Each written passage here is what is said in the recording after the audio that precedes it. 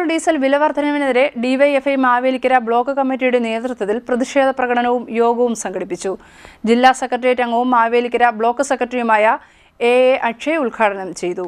ദിവസേന ഉണ്ടാകുന്ന petrol diesel വില വർധനയ്ക്കെതിരെ ഡിവൈഎഫ്ഐ മാവേലിക്കര ബ്ലോക്ക് കമ്മിറ്റിയുടെ നേതൃത്വത്തിൽ പ്രതിഷേധ പ്രകടനവും യോഗവും സംഘടിപ്പിച്ചു.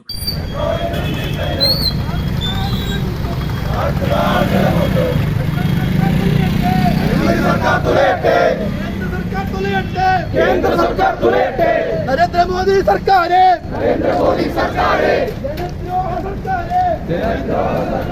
യോഗം ഡിവൈഎഫ്ഐ ജില്ലാ സെക്രട്ടേറിയറ്റ് അംഗവും മാവേലിക്കര ബ്ലോക്ക് സെക്രട്ടറിയുമായ എ അക്ഷയ് ഉദ്ഘാടനം ചെയ്തു. കേന്ദ്ര സർക്കാർ മാറുമ്പോൾ അതിനെതിരായി കേരളത്തിനകത്തെയും രാജ്യത്തിനകത്തെയും യുവാക്കൾ ഒന്നടങ്കം വലിയ പ്രതിഷേധവുമായി രാജ്യത്തിനകത്തേക്ക് കടന്നു വരികയാണ്.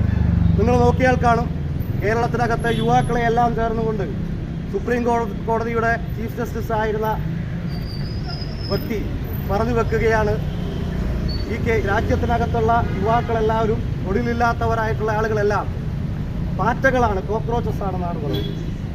പ്രതീകാത്മകമായി തുടങ്ങിയ ഒരു പ്രതിഷേധ സമരം ഒരു വലിയ മൂവ്മെന്റിലേക്ക് നമ്മുടെ രാജ്യത്തിനകത്ത് ഇപ്പോൾ മാറിയിരിക്കുകയാണ്.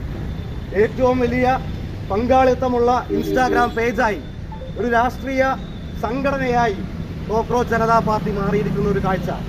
അത് BJPയുടെ അംഗത്വത്തെ വെട്ടിക്കടന്ന് മുമ്പോട്ട് വരുന്നു, കോൺഗ്രസിന്റെ അംഗത്വത്തെ വെട്ടിക്കടന്ന് മുമ്പോട്ട് വരുന്നു. ഈ നിലയിൽ രാജ്യത്തിനകത്ത് യുവാക്കളെല്ലാം തന്നെ ഈ പറയുന്ന കേന്ദ്ര സർക്കാരിന്റെ നിലപാടിനെതിരായി പ്രതിഷേധിച്ചുകൊണ്ട് വിവിധ സംഘടനകളുടെ ഭാഗമായി ഉയർന്നു വന്നുകൊണ്ടിരിക്കുന്ന സന്ദർഭമാണ്.